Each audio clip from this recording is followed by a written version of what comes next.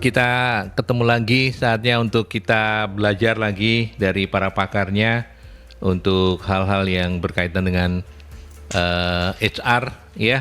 Dan hari ini topik kita menarik bukan karena kita baru saja mendengar ada sebuah KMP yang tenggelam ya. Tunu Pratama Jaya, tapi ini memang nggak ada kaitannya sama itu, cuman sama-sama kita harus menyiapkan skoci saat berlayar. Ini judulnya kayak begitu. Siapkan skoci saat berlayar, peran HR dalam membangun survive skill karyawan di era disrupsi. Ada Ibu Novianing Tiasuti, CEO dari Magnet Solusi Integra Emisi Consulting. Selamat pagi Bu Novi. Selamat pagi Mas Adi. Sehat ya? Sehat, alhamdulillah. Tadi naik skoci ke sini. Lautnya di mana? Loh, dia sambil gini-gini aja. Sambil gini-gini kayak Iya, yang iya. anak itu ya. Iya, iya. Oh iya. Ada kan? Iya, iya, sama Ryan ya. Namanya Ya, enggak tahu yang saya. gini-gini cuma gini-gini terus gini-gini itu. Iya, iya, iya. Batu Jalan. Oke, baik, dan hari ini kita ketemu lagi. Ini kali kedua ya, Iya benar Pak. Mbak Rialita Febrina SHM Home, praktisi HR dan founder GE Solution. Panggilannya Mbak Lita. Iya. Apa kabar Mbak Lita? Sehat? Baik, alhamdulillah sehat. Alhamdulillah sehat ya. GE Solution itu apa? Perusahaan di bidang kontraktor Pak. Oh, Iya. Hmm. Jadi kayak desain, bangun rumah, kita bangun kantor atau sama interior design. Seperti itu bisa. tapi sampai konstruksinya? Iya, sampai pembangunan mulai dari awal perencanaan sampai jadi rumah serah terima kunci. Iya, oke. iya. GE Solution, apa GE-nya? General Affair. General Affairs Tapi Solution.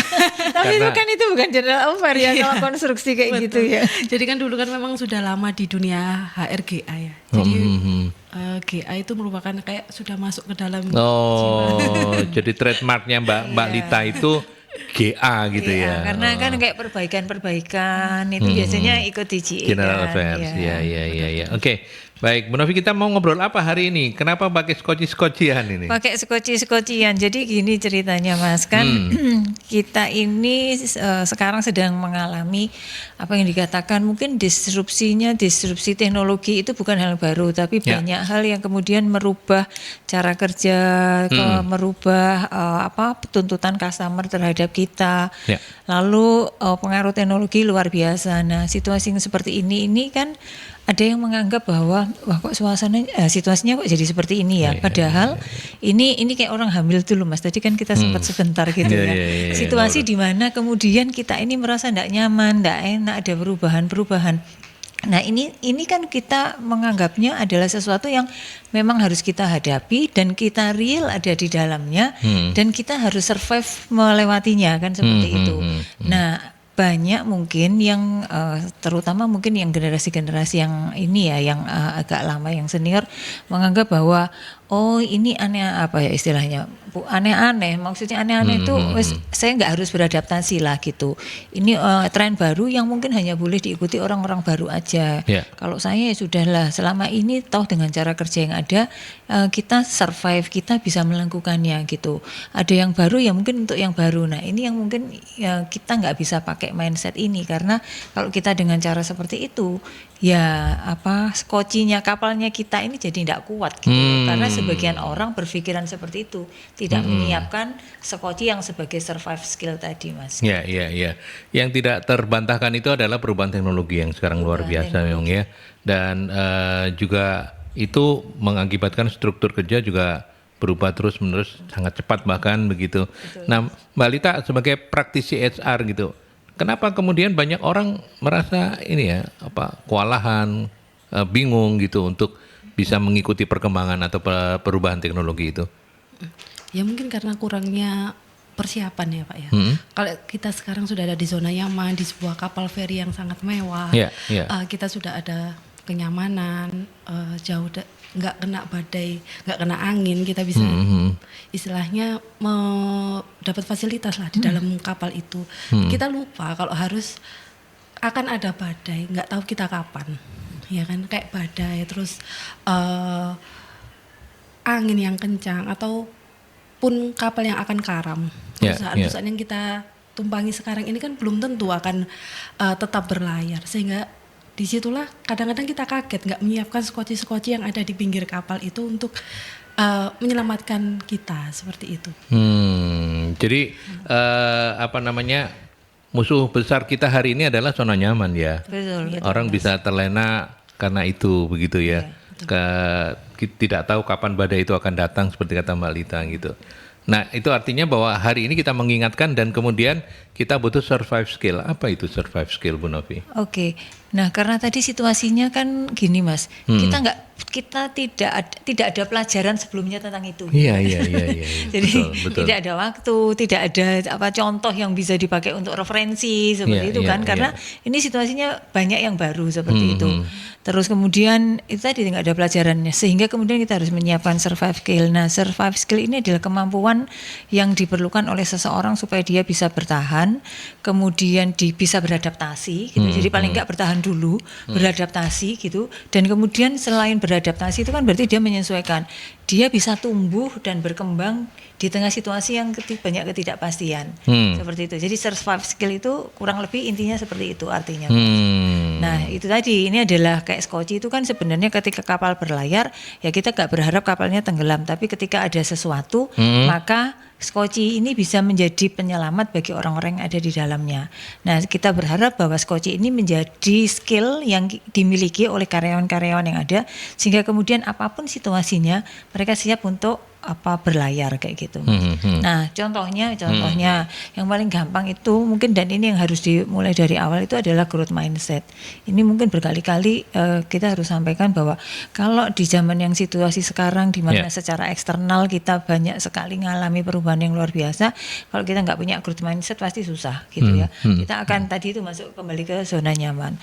Lalu yang kedua ya kemampuan adaptasi, terus kemudian bagaimana kita ketika gagal kita bangkit lagi, resilience itu, terus kemudian kemampuan untuk selalu belajar gitu ya, belajar dengan agile. Jadi artinya belajar bukan hanya baca buku, bukan hanya ikut seminar atau ikut pelatihan, tetapi ada cara-cara baru yang harus dipakai mereka supaya cepat gitu. Karena kalau misalnya yang dikatakan ini survive skill ini, kita belajarnya harus cepat. Soalnya perubahannya kan sudah nggak nunggu kita, sudah datang terus sudah ada di sekitar kita. Nah mau nggak mau kan kita harus cepat belajar. Kayak gitu sih Mas. Yang menarik itu dari penjelasannya Bu Novi, Mbak Lita, itu adalah apakah kemudian kita yang harus survive-nya itu, menumbuhkan skill supaya kita bisa survive itu sesuai dengan sekarang kita geluti, atau sama sekali sesuatu yang lagi ya? Nggak, itu tadi cuma spontan aja ya. Jauhkan kalau gitu. Soalnya saya serius dengerin terus tiba-tiba. Iya. Ataukah kita memang boleh menyiapkan skill yang lain? Nanti mungkin Bu Novi juga bisa komen. Saya ke Mbak Lita dulu. Gimana Mbak Lita? Oke, sekarang istilahnya kita ada di satu skill yang kita bidangi sekarang, misal di dunia industri ya, kita harus bisa belajar sebagai contoh HR ya, bisa admin, bisa rekrutmen, bisa melakukan, memberikan coaching pada karyawan gitu. Tapi kita nggak menutup kemungkinan juga dengan adanya AI yang sekarang ini sudah ada tentang sistem-sistem HR ya. Sekarang sudah ada kayak Paradox. Paradox itu kayak AI untuk membantu HR sebagai rekrutmen. Nah, jadi disitulah HR itu, ternyata ada nih AI yang bisa membantu kita. Tapi itu bisa jadi dua mata pisau yang bisa kita waspadai. Entah itu kita bisa belajar atau diperbantukan dengan paradoks itu, atau kita malah berarti ada pengurangan nih di HR. Bisa kayak gitu kan? Karena sebagian pekerjaan kita sudah diambil alih oleh paradoks AI itu tadi. Sehingga sebagai HR, gimana sih cara kita untuk, apakah kita tetap memperdalam HR? Itu boleh, itu bagus. Yang kedua, tapi harus kita punya second plan ya. Second plan, misal kita punya hobi yang lain. Hobi, istilahnya kita suka nih konten.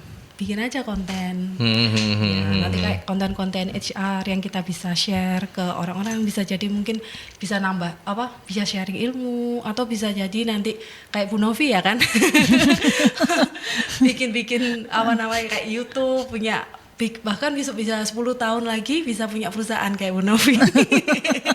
Jadi kayak memperdalam HR, terus setelah itu apa sih yang kita suka konten atau kita suka apa nih selain konten, kita istilahnya misal suka menggambar atau apa, kita bisa kursus desain, kursus apa Canva Ya. kayak gitu.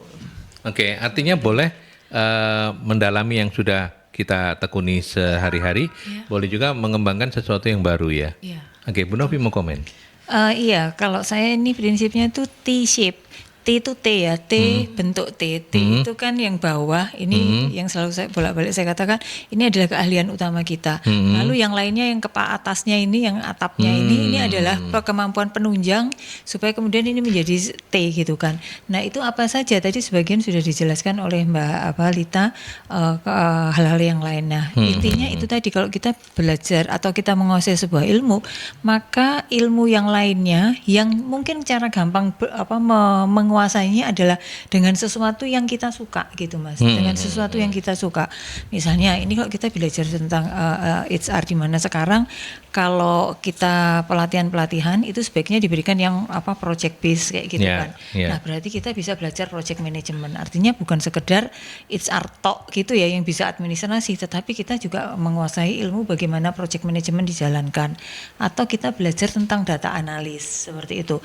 Artinya kalau kita sekarang sudah beragam data itu punya, bagaimana kita bisa menggunakan data-data tersebut supaya kemudian menjadi cerita gitu ya, storytelling, dan kemudian bisa jadi menjawab pertanyaan-pertanyaan selama ini tentang masalah yang ada di perusahaan gitu. Karena dari data itu kalau kita mau uprek-uprek gitu ya Mas, itu pasti akan ada kayak gitu. Terus misalnya tadi itu bisa project management, terus data analis, atau mungkin tadi yang berkaitan dengan hobi, itu sangat memungkinkan sekali. Terus kan banyak sekarang tuh, nah ini kayak tadi kan kita tadi foto gini ya, tadi ya. Nah kalau saya kan masih agak susah itu gaptek kan, agak-agak gaptek gitu. Tapi banyak orang yang sekarang bikin konten Mas. Jadi misalnya kita sekarang sedang kerja apa gitu ya, taruh aja handphonenya di situ gitu, kayak ngerekam terus nanti dicepetin, terus dikasih ilustrasi apa anak-anak muda gitu kan, kayak gitu. Jadi, nah sesuatu yang kemudian itu menambah kompetensi kita dan juga pastinya bermanfaat seperti itu, atau juga kita bisa belajar tentang teknik marketing yang kayak gitu kan Mas. Artinya kalau mungkin di perusahaan kita ini sekarang di HR, nanti ada kebutuhan jabatan yang lain di bidang yang lain, kita mau expand ke sana itu memungkinkan karena kita sudah punya kemampuan yang baik untuk bisa masuk ke sana dengan modal dasar yang kita miliki. Ya, artinya tidak haram untuk kemudian kita mengembangkan sesuatu yang sama sekali baru di luar core competition kita ya. Ya itu ya. Dan itu dianjurkan justru Mas. Itu dianjurkan ya. Dianjurkan, kecuali memang kita mau jadi spesialis banget. Tetapi spesialis banget pun kan kita tetap perlu berhubungan dengan orang, punya kemampuan yang baik untuk melakukan public speaking, sehingga ide yang kita miliki, apa yang kita kerjakan itu juga terkomunikasi dengan baik, dihargai oleh orang lain. Iya. Oke, nanti kita lanjutkan kembali. Silakan untuk Anda bertanya-tanya seperti biasa di line telepon boleh 031-562-0096 atau 567-9696, atau bisa juga melalui WhatsApp di 081-730-0096 setelah iklan ya. Ya, kita masih mencoba untuk menggali dari Mbak Lita dan Bu Novi soal bagaimana kita harus menyiapkan skoci dan kemudian bagaimana juga HR harus mengambil peran, dan peranannya sangat sentral ini. Kalau saya melihat dari penjelasan di sesi awal tadi, bagaimana membangun survive skill karyawan. HR memang dituntut untuk bisa menjadi teman seiring sejalan untuk semua karyawan ya Bu Novi ya. Iya, betul. Di era yang sekarang ini. Betul. Nah, gini, seribet apa kemudian HR mesti memikirkan sesuatu yang sama sekali juga sama-sama nggak tahu gitu. Yang namanya future ready skill itu yang dibutuhin kayak gimana kan? HR ini sekarang harus menjadi semi dukun ya. Iya betul. Nah gimana Bu Novi? Iya, jadi ini bahkan tanggal 24 ini karena saya mau ikut acaranya gitu Mas. Tanggal 24 Juli ini tapi di Jakarta itu ada summit itu kayak semacam conference kayak gitu yang Future of Work Summit, FOWS. Jadi ada summit yang dihadiri, saya pernah hadir tahun lalu, itu 500-an orang. Jadi sampai ada acara seperti itu yang kemudian membuat orang tuh jadi kalau tadi Oh, jadi apa namanya, Non Sewu? namanya adalah Future of Work Iya, iya, Summit iya. gitu. Jadi apa namanya? Itu Kayak sama-sama conference besar kayak gitu, yang pembicaranya itu bercerita bahwa nanti masa depan di bidang HR atau tempat kerja akan seperti ini loh. Kamu harus menguasai apa saja kayak gitulah. Kondisinya bagaimana dan bagaimana mereka mempersiapkan, atau kalau yang sudah mulai mempersiapkan bagaimana mereka mengakselerasinya. Seperti itu. Jadi sampai ada seperti itu Mas. Jadi kalau yang bingung, waduh ini saya jadi promosi nih. Padahal bukan panitia, bukan apa-apa, saya juga peserta. Ya. Nah, itu di sana kita akan tahu kira-kira gambaran seperti apa, atau ada juga contoh-contoh di mana ada perusahaan yang sudah menerapkannya seperti apa. Supaya kita dapat gambaran bahwa kita ini mau bangun apa, atau nanti kayak bangun kayak apa, ruang kayak seperti di ruang angkasa atau apanya. Nah, itu di sana gambarannya seperti itu Mas. Jadi kita juga bisa belajar dari para pembicara, dari di mana mereka ini sebagian besar adalah orang-orang yang sudah menjalankannya. Nah, tapi kalau mungkin nggak sempat ikut acara itu, ya gambarannya adalah yang pertama, mungkin kita harus tahu dulu kan kebutuhan yang akan datang di perusahaan kita itu apa gitu Mas. Jadi kalau misalnya sekarang ini ada mesin-mesin baru yang dipasang, ini mesin-mesinnya kayak apa nih, butuh orang yang seperti apa, kayak gitu. Nah, kebutuhan tentang operator, kalau karena ini kaitannya mesin, itu pasti beda dong dengan mesin-mesin yang lama, karena ini mesinnya baru. Nah, itu paling gampang identifikasi di sana.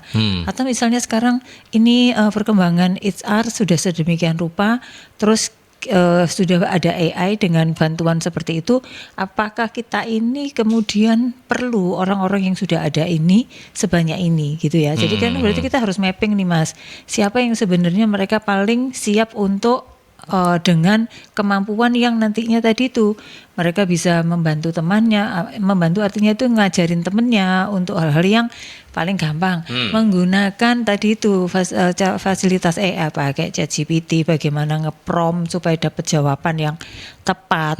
Terus kemudian bagaimana kalau ada data kita ini bisa mengolahnya dengan cepat. Karena sekarang pakai Excel aja, kita ngelihatnya Excel itu kan cuma ya kotak-kotak. Paling dipakai jumlah, dipakai bagi gitu ya. Bikin kolom, tabel kayak gitu. Tapi kan ada banyak fungsi-fungsi yang lain yang sebenarnya bisa kita pakai. Nah, itu siapa yang bisa melakukannya gitu. Jadi sesuatu yang bisa mempermudah kita itu yang kemudian kita harus tangkap sebagai kompetensi baru yang mau nggak mau setiap orang harus punya. Bikin presentasi itu sekarang udah bukan ini lagi wong AI cuma diomongi aja, buatkan presentasi tentang pelayanan prima gitu ya. Dia bisa mengeluarkan paling nggak sejeleknya itu 10 slide untuk sudah langsung dengan materi dan dengan desainnya. Kayak gitu. Jadi nah, kalau seperti itu kan berarti orang karena gini, membuat materi itu bukan hanya ada tulisannya dipindah ke dalam template PowerPoint atau template presentasinya, tetapi bagaimana dengan kata-kata ini kita memilih gambar yang tepat dan kemudian memilih hook atau kata-kata yang sekiranya penting dari intisari dari kalimat itu gitu Mas. Nah, itu kan seperti itu. Nah, ini yang sesederhana di tempat kerja kita. Jadi kita harus, kalau di luaran seperti itu ya kita jangan jadul-jadul amat gitu loh Mas. Kayak gitu. Nah, ini mungkin di bidang-bidang yang lain juga seperti itu gitu. Di bidang yang lain silakan diidentifikasi sebenarnya kebutuhan-kebutuhan atau kompetensi-kompetensi apa yang dibutuhkan. Karena dan ini memang perlu waktu dan harus fokus Mas. Artinya benar-benar kita mengidentifikasi supaya kemudian ketemu. Karena ini adalah mencari masa depan yang tidak ada gurunya gitu ya. Yang tidak ada gurunya. Ya paling gampang itu identifikasi kompetensinya apa, lalu cek siapa yang lebih siap yang bisa ngajari orang-orangnya. Terus maksudnya tim yang ada di sana. Ya, terus kemudian ya bagaimana menyiapkan mereka supaya kalau ngajarin tuh caranya yang tepat gimana kayak gitu Mas. Paling gampang ya itu, selain kita pakai sarana-sarana atau fasilitas atau apalah aplikasi-aplikasi penunjang yang memang sekarang dibutuhkan. Ya. Sebelum nanti kita mencoba untuk lebih dalam membedah apa kemudian yang mesti program-program yang harus dibuat begitu ya untuk bisa menjawab future of work tadi itu bagi ke perusahaan kita dan bagi karyawan kita. Bagaimana? Tapi yang lebih awal dari itu adalah membangun mindset, Betul, mindsetnya teman karyawan. Kemudian juga kalau di sini saya membaca agility, resiliensi dan sebagainya. Gimana Mbak HR bisa berperan untuk kemudian membersamai teman-teman ini membangun survive skill mereka? Oke, jadi seorang HR bukan hanya dituntut sebagai bisa coaching, training dan lain-lain. Kita sebagai bukan hanya partner perusahaan, tapi partnernya karyawan juga ya Pak. Jadi intinya kita siapkan dulu mental-mental pejuang itu, mental-mental di mana kita memberikan sebuah mindset bahwa teknologi AI itu bukan istilahnya menggantikan kita, tapi istilahnya menumbuhkan bakat-bakat kita. Jadi istilahnya jangan kita istilahnya memberikan mereka kayak menakut-nakuti dalam tanda kutip, tapi kita ayo nih ini AI-nya sudah kenceng, kalau kamu nggak kenceng akan ketinggalan. Gitu. Mari terus kita kayak siapkan pertama tadi kan mindset ya. Nanti kita bikin one on one mungkin sama orang yang istilahnya memberikan dampak bagi mereka, istilahnya sama manajernya atau apa-apa, ini gimana sih kita caranya kira-kira ini kedepannya, istilahnya misal sebuah industri akan membeli suatu mesin baru di mana itu akan mengurangi berapa ratus karyawan. Itu kan kita sebagai HR nggak cuman bisa memikirkan diri kita sendiri, oh gua shift nih, aku shift aja di sini, nggak mungkin aku pengurangan. Nanti kan yang pengurangan anak produksi, nggak bisa gitu mikirnya. Kita mikirnya gimana manajer produksi kita menyiapkan mereka, karena tugas kita adalah juga memberikan bekal kepada mereka after dia bekerja di kapal kita seperti itu. Ya. Bu Novi ingin menambahkan. Gini, kalau yang tadi yang disebutkan Mas Aldi itu adalah sebenarnya kalau saya katakan tuh kompas dalam badai, artinya itu yang membuat karyawan itu tetap tenang gitu ya, dengan adanya kondisi-kondisi seperti itu, belajar cepat dan kemudian juga mereka bisa tumbuh gitu ya, mengatasi situasi yang baru.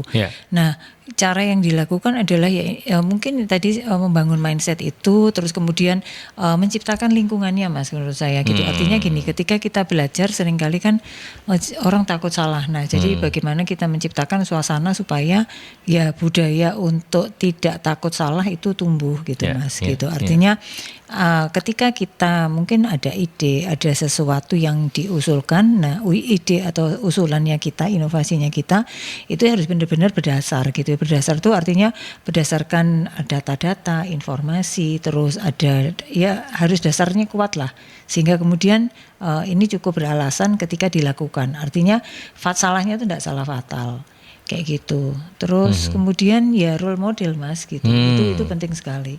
Role model. Terus kemudian project base menurut saya itu ya. Project base itu membuat orang itu ya kayak langsung kayak on the job gitu Mas.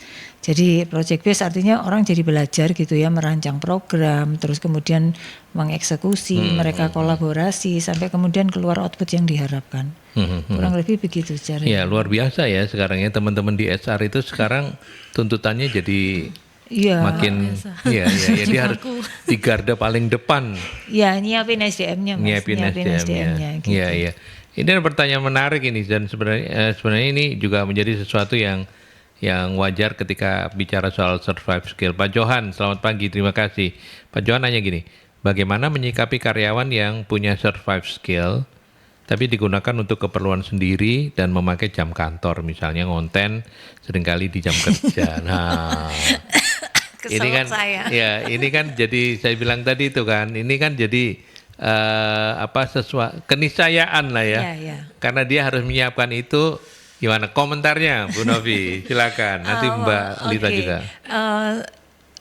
Kalau saya katakan gini, di perusahaan pasti ada rules-nya ya. Jadi termasuk yang berkaitan dengan etika gitu ya. Jadi di sana mungkin juga harus di state bahwa apa yang boleh dan tidak boleh Ya. yang mereka unggah di media sosial gitulah intinya.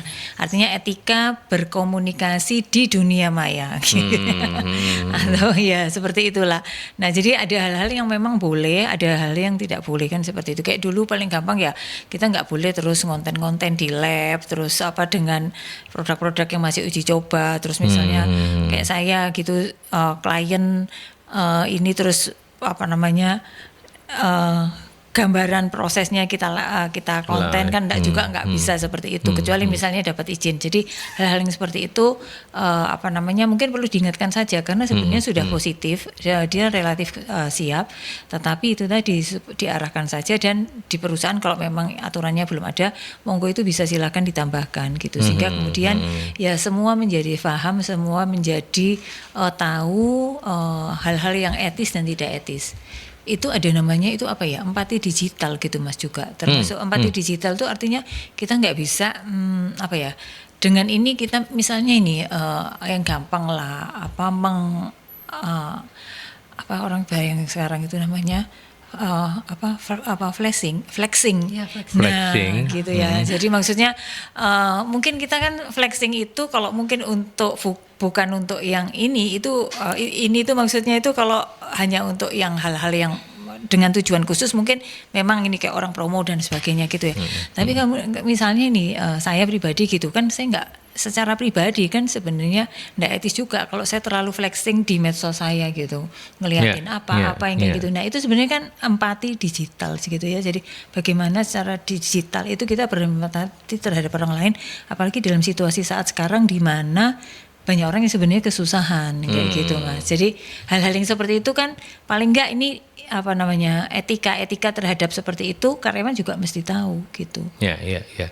Mungkin yang ditanyakan Pak Johan ini menarik ketika ini kemudian didekatkan pada industri-industri media massa ya. Boleh ya. Ya, artinya kan gini. Jadi saya kembali sekarang. Artinya kan gini. Karyawan ada yang mungkin secara pribadi mereka punya akun-akun privat begitu. Yang kemudian perusahaan ini juga mengembangkan akun-akun perusahaan. Karena sama-sama sosial media, sama-sama mesti banyak mempromosikan. Nah, si karyawan yang memang sudah eksis ini kemudian membuat konten di jam kerja pertama. Kemudian juga mengambil bahan untuk perusahaannya untuk pribadinya. Nah, konflik of interest seperti ini harus disikapi bagaimana? Karena kan tadi Bu Novi juga bilang harus dibuat aturannya, tapi kan nggak mungkin perusahaan juga pokoknya nggak boleh gitu kan nggak bisa gitu ya. Tapi karyawan juga harusnya punya etika untuk bisa melihat itu. Tapi membuat ini dalam sebuah rumusan aturan seperti apa ya Mbak Lita ya? Ya menarik juga ya Pak. Iya. Jadi di sisi lain memang sudah terlalu kreatif dalam tanda kutip. Iya. Tapi di satu sisi lain kan juga ada rahasia-rahasia perusahaan yang nggak boleh dilihat sama publik ya. Ya kita istilahnya. Dan tadi kalau ini konteksnya adalah pakai jam kerja gitu loh. Artinya kan berarti waktu itu sebenarnya dia untuk kerja tapi sama dia dibuat untuk bikin konten. Iya. Ini kan gemes yang lihat ya. Betul. Gitu. Mungkin juga kontennya dipakai untuk kontennya perusahaan tapi dia nunut dulu gitu. Itu kan enak. Nah, kayak gitu-gitu. Ya, kita bisa menyikapi misal tergantung juga ya Pak ya. Dia itu nanti di divisi apa sih kayak gitu. Kayak misal dia itu tadi divisi media juga. Istilahnya dia juga kayak misalnya Markom ya Bu ya. Markom dia kan juga harus istilahnya apalagi dia kayak followernya lebih banyak daripada perusahaannya betul. Ini kasus yang menarik ini ya. Jadi kan kita bisa dalam tanda kutip numpang juga sebagai perusahaan ya kan ya. Apalagi ternyata dia selebgram nih. Selebgram yang kerja Markom di tempat kita. Apalagi perusahaan kita itu kayak butuh branding juga gitu loh. Jadi kayak kita menyikapinya itu tadi benar kata Bu Novi, kita harus set boundaries ya, apa yang boleh dan tidak boleh. Terus kalau dia memang bagian Markom atau memang perusahaan kita memang butuh nih dilihat orang banyak dan dengan adanya orang ini kita bisa lebih terkenal ya, why not? Tapi ada boundariesnya itu tadi. Ada batasan-batasannya. Kalau perlu sih Kak boleh nggak Pak ini izin, apakah ini boleh nggak di share di sosmed?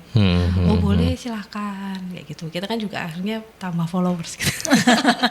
Artinya sebenarnya kalau ini bisa dikolaborasikan secara lebih baik, Iya, mungkin sama-sama kalau menguntungkan. analisanya kayak tadi ya, Iya, karena iya, ada nilai sama-sama tambah. menguntungkan. Betul. Jadi Pak Johan, kata Bu Novi dan Mbak Lita, pokoknya kalau sekarang itu yang harus dibuat kalau memang belum ada batas-batasnya itu, ya bikinlah SOP-nya kayak gimana gitu, Iya, benar iya, gitu. ketentuannya, iya, Ya, aturannya. ketentuannya kayak gimana begitu ya.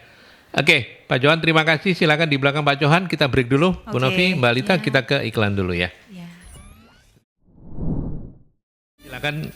Silakan di belakang Pak Johan melalui WhatsApp boleh di 0817300096 atau juga melalui WhatsApp di itu tadi WhatsApp-nya atau line telepon 0315620096. Tadi kita sudah ngobrol tentang bagaimana kemudian teman-teman HR sekarang punya quote unquote ya tugas untuk membersamai, membangun survive skill bagi para karyawan yang ada di perusahaannya. Dan tadi kita juga sempat spill bahwa Bu Novi nanti akan hadir untuk sebuah program namanya Future of Work Summit. Jadi itu Bu Novi akan belajar tentang bagaimana menyiapkan kerja-kerja di masa yang akan datang. in the future Iya. gitu ya. Nanti saya sharing kalau sudah datang Oh dari siap, acara. ya. Kami akan berguru karena enggak bayar kan lumayan kan. Iya, ya. iya, Mas. Daripada bayar summitnya Iya. ya. Tapi sekarang karena kita sudah terlanjur membahas ini, Mbak Lita dan Bu Novi harus kasih tahu kita juga, atau kasih tahu teman-teman HR maksudnya. Bagaimana kemudian menyiapkan, mengembangkan program-program yang itu bisa men-trigger orang lah paling tidak untuk survive skill. Oh survive skill itu harus kayak gini-gini. Saya ke Mbak Lita dulu. Ini pertanyaan berat ini ya. Memulainya ya. Iya, memulainya yang berat. Memulai dari HR-nya atau HR-nya? Ya, HR memfasilitasi untuk membangun survive skill itu dengan pengembangan program pengembangan yang lebih implementatifnya seperti apa? Oke, baik. Baik. Ini mencerna pertanyaannya dulu Iya, supaya iya. bisa memberikan jawaban yang tepat. Kayak pertanyaanku kayak penguji ya. Iya Mas, berasa sidang S3 ini. Disertasi. Iya, nanti kita hipno kalau nggak bisa. Gratis ya Pak? Oh siap. Jadi gimana caranya kita harus sebagai HR nih, ayo kita istilahnya bikin nih kita pelatihan untuk bisa survivor karyawan ya. Pertama sendiri kita harus menanamkan sebagai seorang HR, kita ini adalah partner ya, partnernya karyawan, partnernya perusahaan, sehingga masa mau sih kita itu partnernya sendiri itu ibaratnya kelagapan. Apa bahasa Indonesianya apa ya, gelagapan. Iya. Gelagapan kalau misal ada inovasi-inovasi atau teknologi-teknologi yang datang secara cepat, sehingga gimana sih caranya kita bisa melihat itu semua. Pertama identifikasi dulu kebutuhan-kebutuhannya. Jadi misal kayak produksi ya, produksi itu pasti yang paling cepat larinya. Istilahnya mungkin mesin-mesinnya ya Pak ya, mesin-mesin itu pasti selalu diperbarui ya. Dulu seperti kayak manual, cuman packing manual, sekarang sudah ada kayak alatnya. Yeah.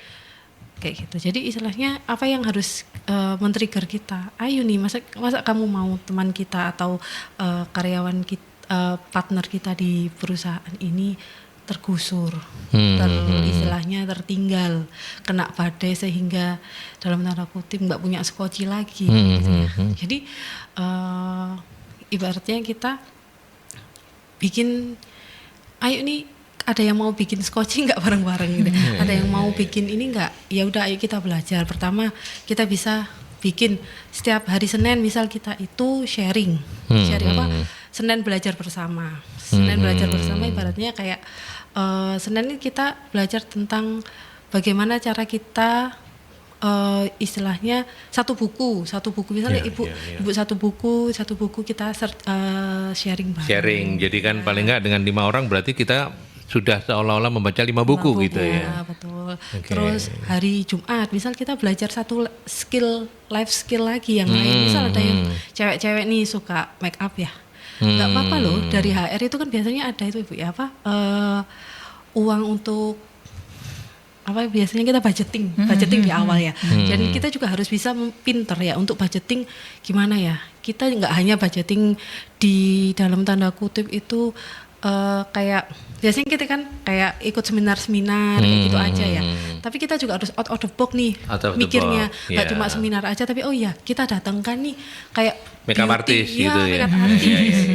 Dari 10 yang nanti kita training nih, misal ya 10 yang kita training, nanti setiap Jumat mereka yang training teman-temannya yang lain. Sehingga yang cewek-cewek itu punya skill mental makeup artist. Nanti kalau yang pinter cowok terus jadi nggak apa-apa ya, itu kan Ya kan dia bukan memakeup diri sendiri, memakeup orang lain Mas. Iya. Dari situ kita juga bisa istilahnya memberikan suatu skill. Dimana kalau dia misal tidak ada di kapal kita lagi nih, dia sudah punya skoci untuk make up itu sendiri. Iya. Jadi kayak kita itu nggak boleh harus ada di satu box aja sih. Kalau kita harus, oh iya kita bikin pelatihan yang misal Excel, seminar, ya itu nggak apa-apa, itu bagus sekali. Tapi kita juga harus out of the box sebagai seorang HR, memilihkan kayak, oh iya kayak ini di training kan cara istilahnya membuat pastry, memasak atau apa, nggak apa-apa. Toh itu nanti akan balik lagi ke perusahaan. Jadi misalnya kita ada acara 17-an ya. Jadi nanti yang maju ke panggung sudah di make upin tuh sama orang-orang yang sudah kita training. Yang masak-masak nanti akan dari orang-orang yang pernah kita training kan memasak gitu, memasak untuk bersama seperti itu. Jadi semuanya itu akan timbal balik perusahaan. Ya, artinya Mbak Lita apapun bisa ya, apapun bisa, dan yang penting kita out of the box, dan kemudian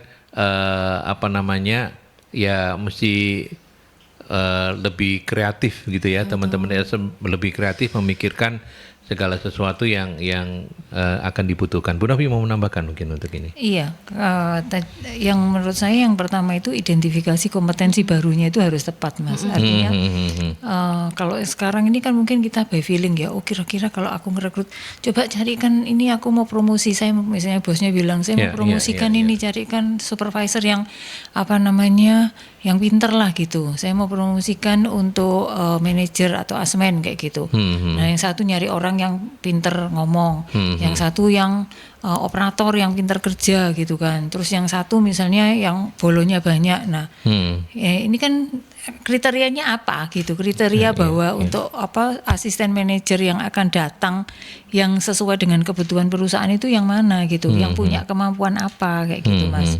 Misalnya seperti dari yang tadi banyak ngomong, yang bolonya banyak, yang pintar kerja, sebenarnya perusahaan kita ini butuh orang yang gimana?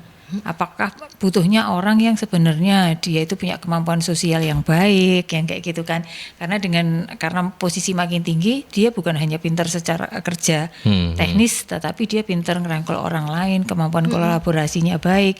Nah, kita cari orang yang seperti itu. Nah, kita bisa mengidentifikasi bahwa asisten manajer yang kita cari yang seperti itu, kalau kita tidak punya kamusnya gitu ya, tidak punya tadi itu kriteria kompetensinya apa, terus kemudian penjelasan dari kriteria tersebut seperti itu. Nah kan kita juga sulit Mas gitu. Jadi memastikan bahwa ini memang butuh waktu tapi harus dilakukan menurut saya. Kalau kita memang mau serius bahwa ini kita mau tadi itu menyiapkan skoci yang banyak. Kayak gitu, jadi identifikasi kompetensinya itu loh Mas, itu harus benar dan tepat supaya kemudian nanti program-program yang dijalankan, artinya untuk mengembangkan mereka metodenya itu bisa macam-macam kayak tadi itu, jadi bisa lewat pelatihan, terus pakai tadi itu sambil praktek, terus dikasih project, terus kemudian bertahap prosesnya, terus ada internal coachingnya supaya kemudian ini berhasil, yang seperti itu Mas. Iya, saya jadi tertarik untuk mengeksplor FOWS-nya Bu Novi tadi itu ya. Apakah ini kali yang pertama? Setahu saya itu kedua Mas. Ini yang kedua. Kedua, dan kalau datang ke sana. Bu Novi ketika yang pertama ikut? Saya ikut. Dan artinya itu menjawab keinginan. Ini kenapa? Karena saya pikir teman-teman HR mungkin bagi yang belum tahu, ternyata ada loh forum-forum untuk apa namanya, kan nggak semua orang itu punya apa Link. iya kemampuan berpikir out of the box sekreatif Mbak Lita misalnya. Tapi kan berarti ada forum loh untuk melatih Betul. kepekaan Anda untuk melihat in the future work itu seperti apa begitu ya. Contohnya lah gitu Iya, contohnya kayak gitu. Itu bisa ya Bu Novi ya? Bisa Mas, artinya terus di sana kan kita ketemu teman-teman yang lain. Artinya karena ini pesertanya 500 lebih ya, dan 500 lebih Mas, ini forumnya forum besar. Ini acara berapa sehari, seminar sehari? Sehari. Berarti ada beberapa sesi begitu, ada beberapa pembicara. Gitu, ada beberapa. Dari luar negeri, dalam negeri? Dalam negeri semua. Kebetulan ini dalam negeri semua. Tapi yang menarik adalah ketika tahun lalu saya datang, saya itu seperti menjadi ibunya mereka. Jadi yang datang itu sepantaran anak saya, dan saya ini kayak mamahnya gitu ya. Jadi kalau dulu Garuda Indonesia, maaf sebut merek, katanya nggak ada pramugari, yang adanya mamanya pramugari, itu saya kayak gitu. Jadi paling senior. Mama Novi berarti. Oke, kalau begitu mulai minggu depan kita akan bilang bersama Mama Novi. Jadi saya yang datang itu paling senior, yang lain tuh muda-muda gitu. Jadi saya sendiri yang kemudian harus ngikutin gitu. Dan model seminarnya itu kalau kita ikut seminar kan biasanya pakai round table gitu kan Mas, orang 7 kayak gitu. Itu enggak jejer kayak di tribun kayak gitu. Ya karena ratusan orang karena itu ya. Ratusan orang. Di mana sih tempatnya Bu Novi? Di CCC, Convention Center Jakarta. Bukan. Itu kalau seminar mahal di sana Mas. Ini di Kuningan City, di saya ingat tuh di lantai 6 itu ada kayak hall, ruangan hall yang bukan tribun. Jadi kayak hall yang bisa dipakai acara seperti itu. Jadi 500 orang itu jadi satu datar jejer, ada teater lah ya, model teater kayak teater gitu, kayak gitar. Jadi kalau dengan seminar-seminar yang saya biasa ikuti itu modelnya lain. Jadi wis ndak istimewa blas. Istimewa itu maksudnya kita tuh ndak ini datang gitu, mulai dari daftarnya, registrasinya cuma gitu toh, gitu. Terus Bu Novi minta apa, erek-erek gitu ta? Itu kan generasinya ya. Sekarang daftar ya tutat gitu. Iya. Dulu ya. Terus langsung suruh ngecek namanya sudah benar, karena nanti untuk sertifikat gitu. Tapi sertifikatnya nggak diberikan, nanti online di email gitu kan. Terus habis gitu ini kalau biasanya semua fasilitasnya sama ya, wong ini acara bareng-bareng. Ini enggak. Kalau mau VIP kamu lebih mahal, tapi mahalnya cuma 1 juta. Kalau yang reguler cuma 300.000. Kayak gitu. Bedanya hanya duduknya lebih depan sama belakang gitu. Sebenarnya nggak ada, ya mungkin kayaknya ya. Tapi waktu itu menurut saya nggak ngelihat ada perbedaan tempat duduk.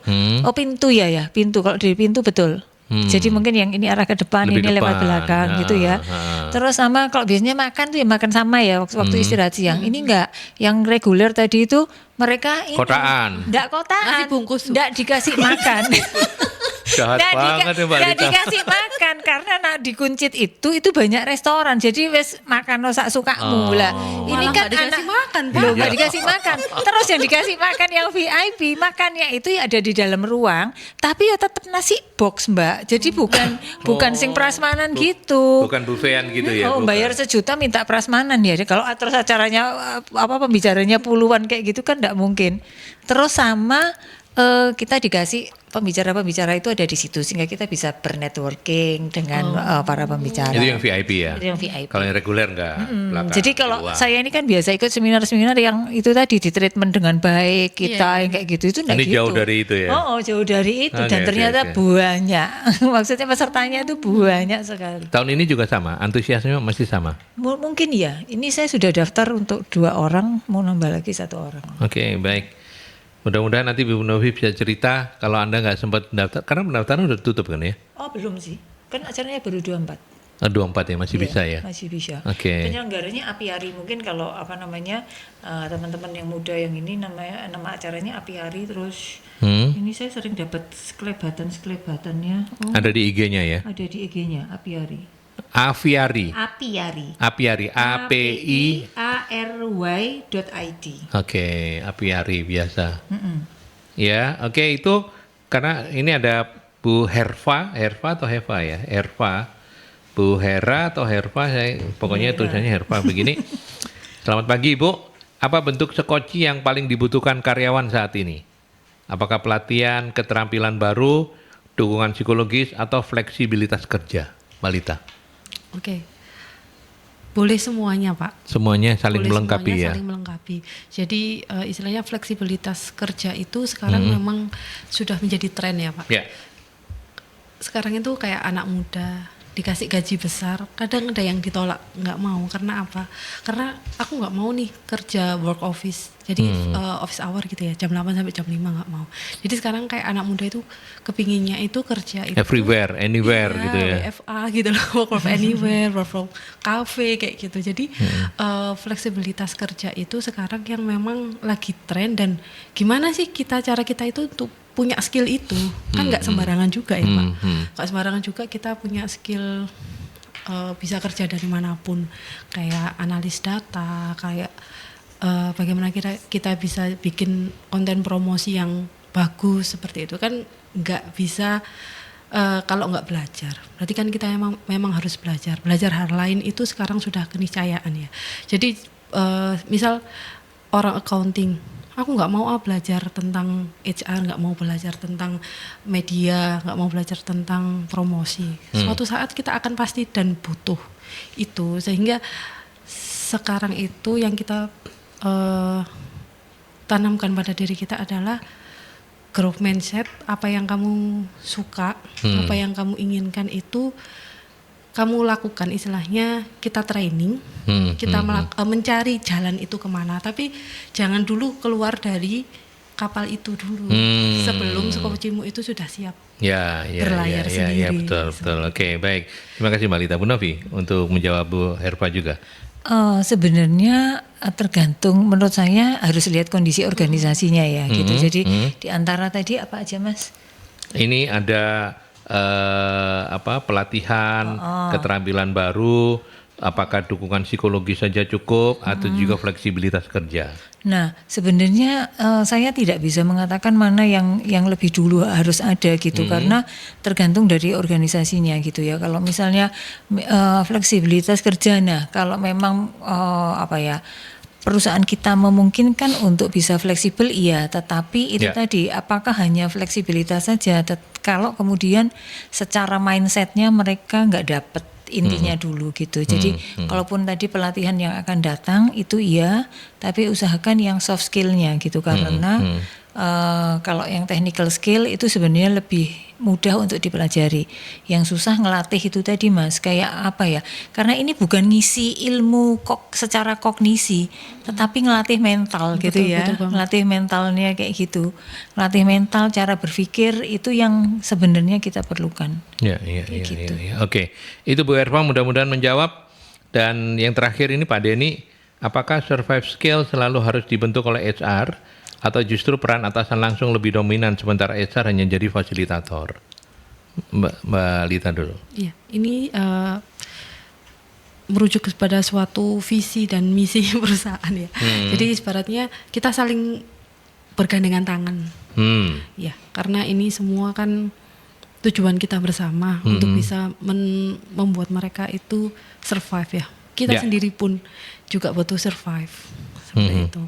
Kita sebagai seorang HR juga butuh survive, sebagai seorang istilahnya manajer atasan kita juga butuh survive. Jadi jawabannya adalah mesti berkolaborasi ya. Iya, tidak ada satu yang lebih penting, lebih dominan dari yang lain gitu.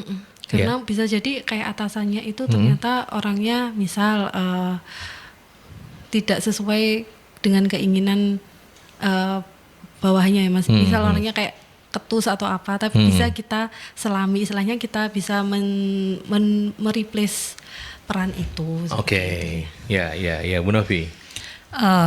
HR memfasilitasi supaya para manajernya, di mana ini adalah para atasan langsung, untuk aware terhadap kebutuhan itu.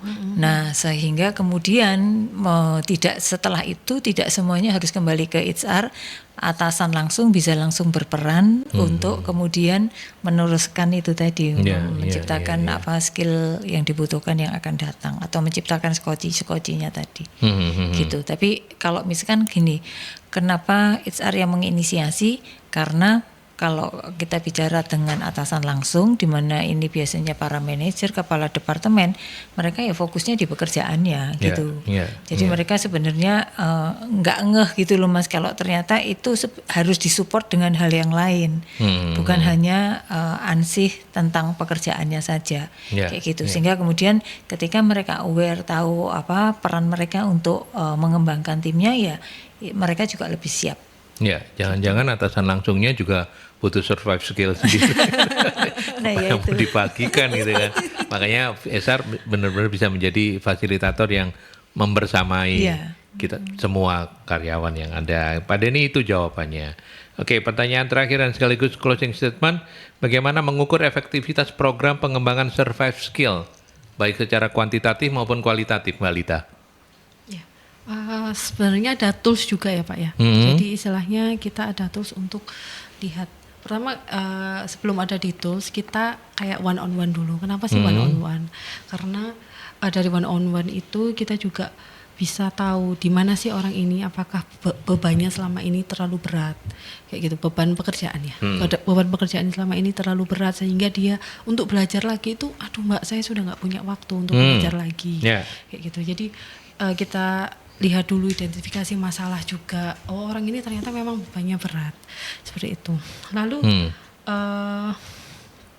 ada juga nanti terkait dengan pengukuran itu, nanti ada kuesioner ya, kuesioner yang kita buat atau HR buat, sehingga bisa tahu nih, oh orang ini sudah ada di level apa ya, level apa, apakah ini sudah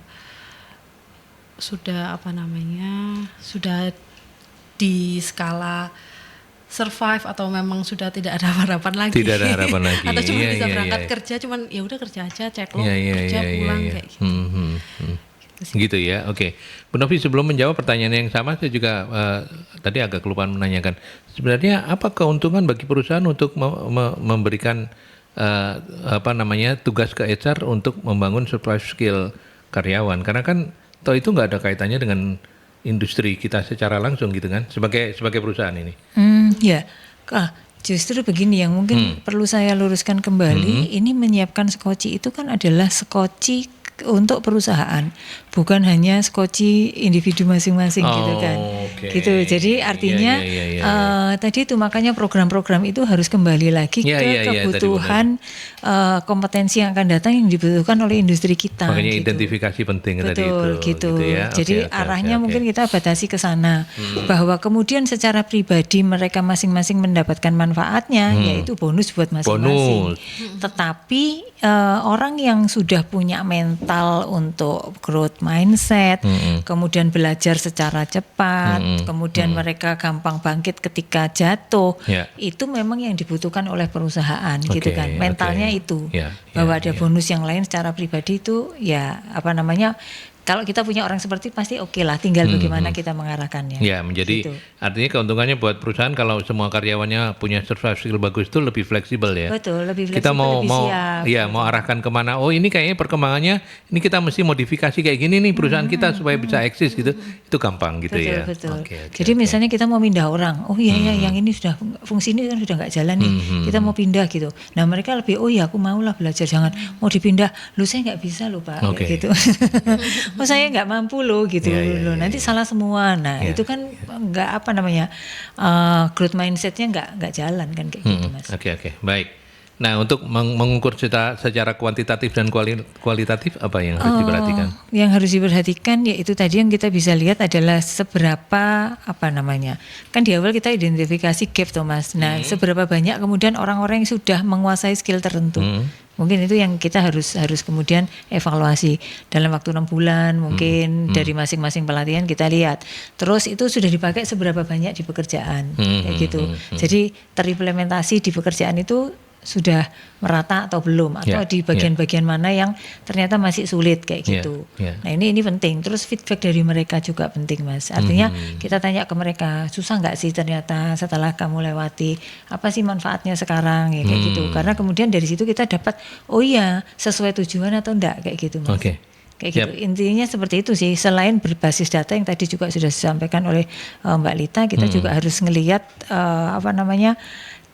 gini, kalau tadi itu adalah vitaminnya, kita harus ngelihat apakah kemudian vitamin tadi ketika kemudian dihadapkan virusnya, itu virusnya itu bekerja melindungi diri kita atau enggak. Artinya seberapa agile, seberapa tough, seberapa resilience kita atau orang-orang kita ketika kemudian tantangannya itu benar-benar datang gitu, Mas. Oke. Baik, kita tutup diskusi kita pagi ini dengan mengupdate ini kegiatan dari teman-teman MSI. Apa saja Bu Novi dalam waktu dekat? Dalam waktu dekat, kalau dalam waktu dekat kita masih ada nanti pelatihan sertifikasi public relation di 19 Juli.